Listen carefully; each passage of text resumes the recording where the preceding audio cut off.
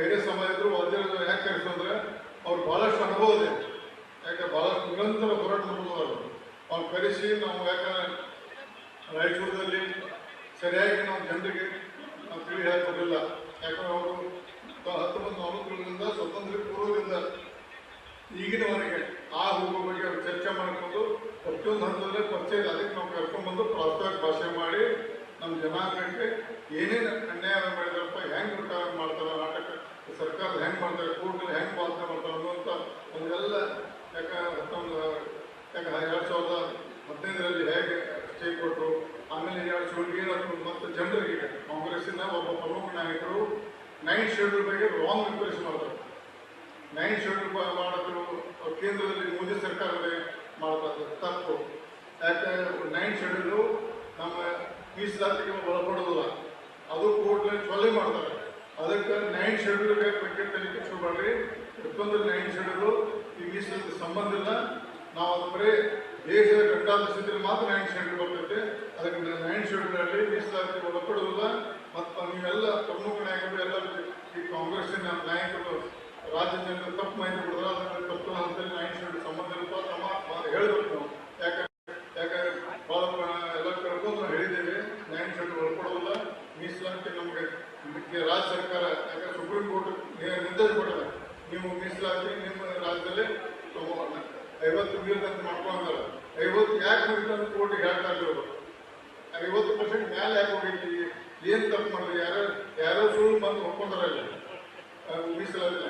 ಆ ಮೀಸಲಾತಿ ಹೆಚ್ಚಾಗಿ 50 ಮೇಲೆ ಅದನ್ನು ರಾಜ್ಯ ಸರ್ಕಾರ ಅವ್ರು ತಿಳಿಸೋರು, ಅದನ್ನು ತಿಳಿಸ್ಬೇಕು. ಮತ್ತು ಮುಂದಿನ ಒಂದು ಇಚ್ಛೆ ಮಾಡಿ ಈಗ ನಾವು ಸ್ವಲ್ಪ ಬೇರೆ ವಿದ್ಯಾರ್ಥಿ ಕೊಟ್ಟು ಮುಖಾಂತರ ಒಬ್ಬರು ವಕೀಲ ಕೊಟ್ಟು ನಾವು ಸ್ವತಃ ಹೈಕೋರ್ಟ್ನಲ್ಲಿ ಹಾಜರಾಗಿ ನಮ್ಮ ಹೋರಾಟ ನಮ್ಮ ಏನಿದ್ರೆ ವಿಷಯನ ಪ್ರಸ್ತಾವ ಹೈಕೋರ್ಟ್ಗೆ ಚೆನ್ನಾಗಿ ತಿಳಿಸ್ತೇವೆ. ಆದಷ್ಟು ಬೇಗ ಪ್ರಕಟ ಮಾಡಲಿಕ್ಕೆ ನಾವು ಪ್ರಯತ್ನ ಮಾಡ್ತೇವೆ. ಎಲ್ಲ ಈ ಹೋರಾಟ ಈಗ ಭಾಳ ಚೆನ್ನಾಗಿ ಹೊಂದಿದೆ. ಯಾಕಂದ್ರೆ ನಾವು ಅಪ್ಪಣ್ಣವರು ಬೇರೆ ಬೇರೆ ರಾಜಕೀಯ ಭಾಷೆ ಮಾಡೋರು, ಆ ರಾಜಕೀಯ ಭಾಷೆ ಮಾಡೋದು ಬೇಡ. ಈ ಸಂದರ್ಭ ಅಲ್ಲ, ಈಗ ಬರೀ ನಾವು ಮೀಸಲಾತಿ ನಮ್ಮ ಮಕ್ಕಳಿಗೆ ಶಿಕ್ಷಣ ಉದ್ಯೋಗ ಅವಕಾಶ ಒಳ್ಳೇದಾಗುತ್ತೆ ಮಾತ್ರ ನಾವು ಈ ಒಂದು ವೇದಿಕೆ ಮುಂದಿನ ರಾಜಕೀಯ ಬಂದಾಗ ಇನ್ನೂ ಅನೇಕ ಭಾಷೆಗಳ ಅವು ಇನ್ನೂ ಗಟ್ಟಿಯಾಗಿ ಮಾತಾಡೋಣ. ಆದರೆ ಒಂದು ಒಳ್ಳೆಯ ಒಂದು ಬೆಳವಣಿಗೆ ಈ ಒಂದು ಪುರಾಣ ಮುಖಾಂತರ ನಮ್ಮ ಸಮಾಜದ ನಾಯಕರು ಒಂದೇ ರೀತಿ ಬಂದು ಇವತ್ತು ರಾಜ್ಯಕ್ಕೆ ಒಂದು ಒಳ್ಳೆಯ ಸಂದೇಶ ಕೊಟ್ಟಿದ್ದಾರೆ. ಈ ಸಂದೇಶ ಬರೀ ನಾವು MLA ಆಗಬಹುದು, ನಮ್ಮ ಹೋರಾಟ MLA ಆದರೂ ಇದೇ ಥರ ಇರಬೇಕು. ಸೋತಾಗ ಒಂದು ಟೈಪು, ಗೆದ್ದಾಗ ಒಂದು ಟೈಪ್ ಇರಬಾರ್ದು. ನಾವೆಲ್ಲ ಒಟ್ಟುಕಟ್ಟಿಂದ, ಯಾಕೆ ನಮ್ಮದು ರಮೇಶ್ ಜಾರಕಿಹೊಳಿ ತಪ್ಪಿರಬೇಕು, ಅದನ್ನು ತಪ್ಪಿರಬೇಕು.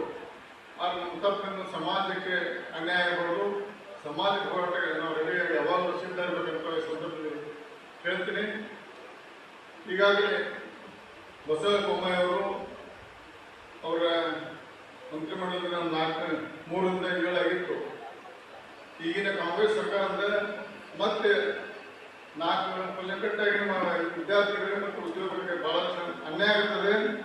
ಅದಕ್ಕೆ ಹೋರಾಟ ಮಾಡ್ಕೊಂತ ನಾವು ಪ್ರಾರಂಭ ಮಾಡಿದ್ದೇವೆ. ಈಗ ನಾವು ಹೋರಾಟ ಈ ರಾಜ್ಯ ಸರ್ಕಾರ ಇಷ್ಟೇ ಭಾಳ ಕೆಲಸ ಇಲ್ಲ. ಯಾರೋ ಒಬ್ಬರು ಸಣ್ಣ ಹೈಕೋರ್ಟ್ನಲ್ಲಿ ಅರ್ಜಿ ಹಾಕಿ ಸ್ಟೇ ತಂದು ಕೂತ್ಬಿಟ್ಟಾರೆ. ಅದರ ಸ್ಟೇ ತರಲಿಕ್ಕೆ ಭಾಳಷ್ಟು ಹಿಂದೆ ಭಾಳ ಜನ ಅದಾರ. ತೋರಿಸ್ಲಿಕ್ಕೆ ಒಂದು ಮುಖ ಅದೇ ಅವ್ರ ಸ್ಟೇ ತಂದ ಜನ ಕರೆಸಿದ ಜನ ಅದನ್ನು ಸಿಂಪಲ್ ರಾಜ್ಯ ಸರ್ಕಾರ ಬಕೆಟ್ ಮಾಡಿದ ತಕ್ಷಣ ಈಗ ನಡೆದಂಥ ನೌಕರಿ ತುಂಬಲಿಕ್ಕೆ ಪ್ರಾರಂಭ ಮಾಡಿದಾಗ ಅದನ್ನು ಪ್ರಾರಂಭ ಇಡಲಿ ಬೇಡ ಅನ್ನೋಲ್ಲ. ಯಾಕೆ ಆ ಮಕ್ಕಳಿಗೆ ಉದ್ಯೋಗ ಸಿಗಬೇಕು, ಬೇರೆ ಜಾತ್ರೆ ಸಿಗಬೇಕು. ಆದರೆ ಕಂಡಿಗಿಟ್ಟು ನಮ್ಮ ಸಮಾಜಕ್ಕೆ ಮುಂದೆ 4% ಬರುವಂಥ ರಿಸರ್ವ್ ನೌಕರಿ ತುಂಬಿಕೊಳ್ಬೇಕು. ನಾವು ಈ ವೇದಿಕೆ ಮುಖಾಂತರ ಆಗ್ರಹ ಮಾಡ್ತೇವೆ. ಈ ಸಮಾಜದ ಮುಖಾಂತರ ಬರುವ ಹೋಗುವ ಬಗ್ಗೆ ಚರ್ಚಿಸಿ ನಮ್ಮ ಎಲ್ಲ ಮಾಜಿ ಶಾಸಕರು, ಹರಿ ಶಾಸಕರು, ನಮ್ಮ ಬರೀ ಸಮಾಜದ ಗೌರವಾನ್ವಿತ ನಾಯಕರ ಜೊತೆ ಚರ್ಚಿಸಿ ನಾವು ಬೀದರ್ ನಡೆದು ಚಾಮರಾಜನಗರವರೆಗೆ ನಾವು ಹೋರಾಟ ಮುಂದುವರಿಸ್ತೇವೆ. ಬರೀ ಇದೊಂದಲ್ಲೇ ಪ್ರತಿ ಹಂತದಲ್ಲಿ ನಮ್ಮ ಸಮಾಜಕ್ಕೆ ಅನ್ಯಾಯ ಆದಾಗ ನಾವು ಹೋರಾಟ ಮಾಡಲಿಕ್ಕೆ ನಾವು ಸ್ವತಃ ಸಿದ್ಧಿದ್ದೇವೆ. ಮತ್ತು ಹೇಳು ಸತೀಶ್ ಜಾರಕಿಹೊಳಿ ಬಗ್ಗೆ ಹೇಳು ಅವ್ನ ಅಧ್ಯಕ್ಷ ಇಲ್ಲದೆ ಒಳ್ಳೆಯದಾಗಿದೆ. ಯಾಕಪ್ಪ ಅಂದರೆ 28 ನಾವು ಬರೋದು. ಯಾಕಂದರೆ ಅಧ್ಯಕ್ಷ ಅಧ್ಯಕ್ಷರ ಇಡೀ ನಮ್ಮ ಸಮಾಜ ಕಟ್ಟರು ನೋಡಪ್ಪ ಎಲ್ಲ ಲಿಂಗಾಯತರಾಗಿದ್ದಾರೆ, ಒಕ್ಕಲಿಗರಾಗಿದ್ದಾರೆ, ಕುರುಬರಾಗಿದ್ದಾರೆ. ನಮ್ಮ ಸಮಾಜದ ಕಾಂಗ್ರೆಸ್ ಹೊತ್ತಾಗ ನಾಯಕ ಸಮಾಜ ಹಿಡಿದುಕೊಂಡು ಸೋತು ಅಂತ ನಮ್ಮ ಮೇಲೆ ಅಪಾದ ಸಿಗಲಿಲ್ಲ. ದೇವರು ಒಳ್ಳೆಯದಾಗಿದೆ. ಯಾಕಂದ್ರೆ ಶಿಕ್ಷಕ ಅವಾಗ ಇದ್ರಿಗೆ ನಾವು ಬಂದಿದ್ದು ಯಾಕೆ ಅದು ಯಾಕೆ ಹೇಳಪ್ಪ ಅಂದ್ರೆ ನಾವು ನಮ್ಮ ತಪ್ಪಲೆ ಇವತ್ತು ಬಿಜೆಪಿ ಸರ್ಕಾರ ತಪ್ಪಲೆ ಇವತ್ತು ಕಾಂಗ್ರೆಸ್ ಸರ್ಕಾರ ಅಧಿಕಾರ ಮಾಡ್ತದೆ. ನಾವು ಅಧಿಕಾರದ ಕರೆಕ್ಟ್ ಆಗಿ ಎಲ್ಲರೂ ವಿಶ್ವಾಸ ತಂದು ಎಲ್ಲ ಸಮಾಜ ವಿಶ್ವಾಸ ತಗೊಂಡ್ರೆ ನಾವು ಸೋಲ್ತಿರಕ್ಕಿಲ್ಲ. ಯಾಕೆ ಒಂದೇ ಗೆಲ್ಲಿ ಮಠ ಎಲ್ಲ ಬೇಕು ಗೆದ್ದಂದ್ರೆ ಒಂದೇ ಸಂದಾಗಿ ರಾಜಕೀಯ ಮಾಡ್ತಾರೆ. ಅದನ್ನ ನಾವು ಹೋರಾಟ ಮಾಡ್ಬೇಕು ಅಂತ ನಾವು ಗಟ್ಟಿಯಾಗಿ ಮಾಡಬೇಕು. ನಾವು ಬರೀ ನಾವು MLA ಈಗ ಹೇಳಿದಾರೆ, ಅಲ್ಲೂ ಹೇಳಿದ ಮಂತ್ರಿ ಅನ್ನೋದು ಯಾರು ಕೊಡ್ರಿಲ್ಲ, ಹಂಗೆ ಸೋತ ಕೊಟ್ಟಿದ್ರಲ್ಲ ನಾವು ಇದನ್ನೇ ಮುಂದುವರಿಸ್ಬೇಕು. ನಾವು ಯಾಕಪ್ಪ ಅಂದ್ರೆ ಒಂದು ಗಟ್ಟಿ ಒಕ್ಕಟ್ಟಿದ್ರೆ ಮಾತ್ರ ಹೆದರ್ತಾರೆ. ಯಾಕೆ ವಿಶೇಷವಾಗಿ ವಾಲ್ಮೀಕಿ ಸಮಾಜ ಹೋರಾಟಕ್ಕೆ ಭಾಳ ಹೆದರ್ತಾರೆ ಜನ. ಅದಕ್ಕೆ ನಾವು ಈ ಹೆದರಿಕೆಯನ್ನು ಸರ್ಕಾರಕ್ಕೆ ಇಡಬೇಕು. ನಾವು ಜಾಸ್ತಿ ಜಗ್ಗಬಾರ್ದು, ಹೆದರ್ಸ್ಬೇಕು, ಹಿಂಸೆಬೇಕು. ಯಾಕಂದ್ರೆ ಸರ್ಕಾರ ಬೇಕಾಗಿದ್ದಾಗ ಭಾಳ ಅತಿಯಾಗಿ ಮಾಡ್ಬೋದು. ನಾವು ಒಳ್ಳೆಯದಿಂದ ಹೋರಾಟ ಮಾಡಿದ್ರೆ ಒಳ್ಳೆಯ ಉದ್ದೇಶ ಹೋರಾಟ ಮಾಡಿದ್ರೆ ದೇವರು ಯಶ ಕೊಡ್ತಾನೆ.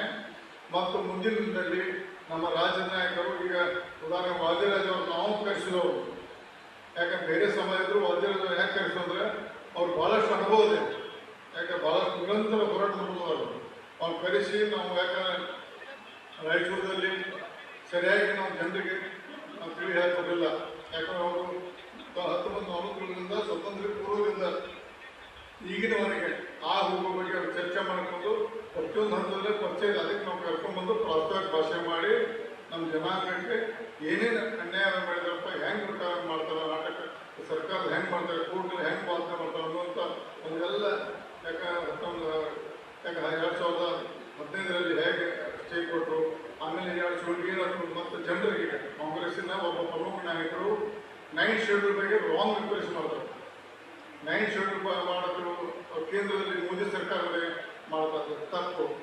ಯಾಕೆ 9th ಶೆಡ್ಯೂಲು ನಮ್ಮ ಮೀಸಲಾತಿಗೆ ಒಳಪಡೋದಿಲ್ಲ, ಅದು ಕೋರ್ಟ್ನಲ್ಲಿ ಚೊಲ್ಲೆ ಮಾಡ್ತಾರೆ.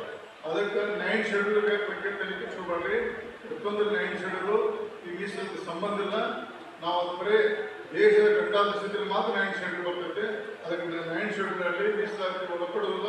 ಮತ್ತು ನೀವೆಲ್ಲ ಪ್ರಮುಖ ನಾಯಕರು ಎಲ್ಲ ಈ ಕಾಂಗ್ರೆಸ್ಸಿನ ನಾಯಕರು ರಾಜ್ಯದಿಂದ ತಪ್ಪು ಮಾಹಿತಿ ಕೊಡಿದ್ರೆ ಅದನ್ನು ತಪ್ಪು ಹಂತದಲ್ಲಿ 9th ಶೆಡ್ಯೂಲ್ ಸಂಬಂಧ ಇರಪ್ಪ ತಮ್ಮ ಹೇಳಬೇಕು ನಾವು.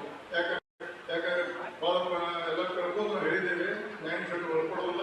ಮೀಸಲಾತಿ ನಮಗೆ ರಾಜ್ಯ ಸರ್ಕಾರ ಯಾಕಂದ್ರೆ ಸುಪ್ರೀಂ ಕೋರ್ಟ್ ನಿರ್ದೇಶ ಕೊಟ್ಟಿದೆ, ನೀವು ಮೀಸಲಾತಿ ನಿಮ್ಮ ರಾಜ್ಯದಲ್ಲಿ 50 ಮೀರಿದಂತ ಮಾಡ್ಕೊಂತಾರೆ. 50 ಯಾಕೆ ಮೀರಿದಂತ ಕೋರ್ಟಿಗೆ ಹೇಳ್ತಾ ಇರೋದು. 50% ಮ್ಯಾಲೆ ಯಾಕೆ ಹೋಗೈತಿ, ಏನು ತಪ್ಪು ಮಾಡಿದ್ರಿ, ಯಾರೋ ಸುಳ್ಳು ಬಂದು ಒಪ್ಕೊಂಡ್ರಲ್ಲ ಮೀಸಲಾತಿ.